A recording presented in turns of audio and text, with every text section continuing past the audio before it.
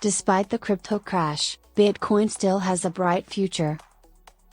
But eventually they did, and on July 27, 1866, Queen Victoria broadcast a message to US President Johnson.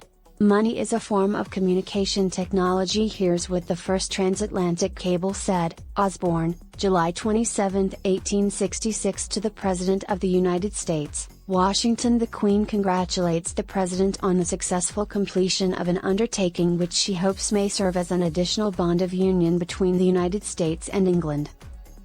Johnson replied, Executive Mansion, Washington, July 30, 1866, to Her Majesty the Queen of the United Kingdom of Great Britain and Ireland. The President of the United States acknowledges with profound gratification the receipt of Her Majesty's dispatch and cordially reciprocates the hope that the cable which now unites the Eastern and Western hemispheres may serve to strengthen and perpetuate peace and amity between the governments of England and the Republic of the United States. Signed, Andrew Johnson. To send a message by ship could take 10 days or more, now it was a matter of minutes. Transmission speeds improved rapidly, Morse code became words, and it was soon possible to send multiple messages at once. By the end of the 19th century, Britain, France, Germany and the US were all linked by cable. Back then gold was money, of course, as were paper notes representing gold. You couldn't send gold down the cable, however, nor paper. But you could send a promise. And, within a fortnight of Queen Victoria's message, that's what two parties who trusted each other did. An exchange rate between the dollar and the pound was agreed and then published in the New York Times on 10th of August.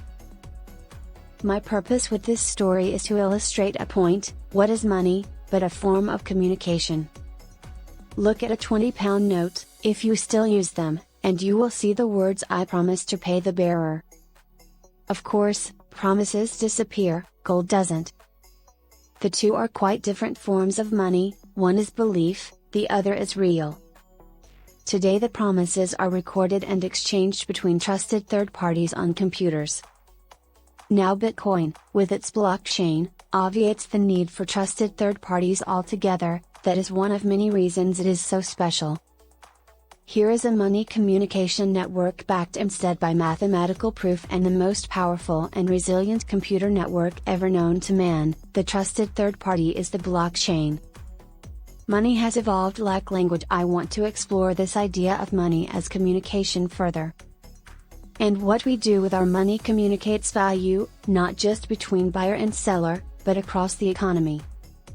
The answer is constantly being sent and received, digested and acted upon, and so does the economy constantly, incrementally evolve and develop with each new signal. The how, why and when, of what needs producing and where.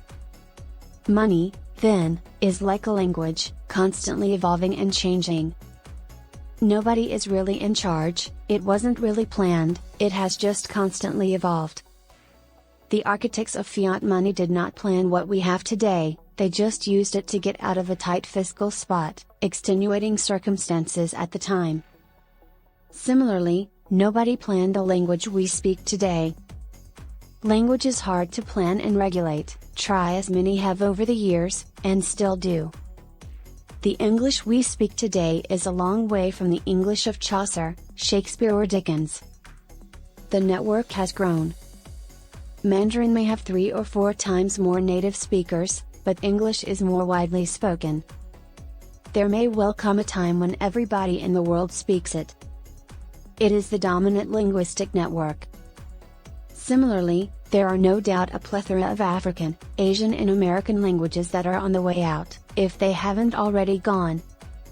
English has the potential to become the default language of the world.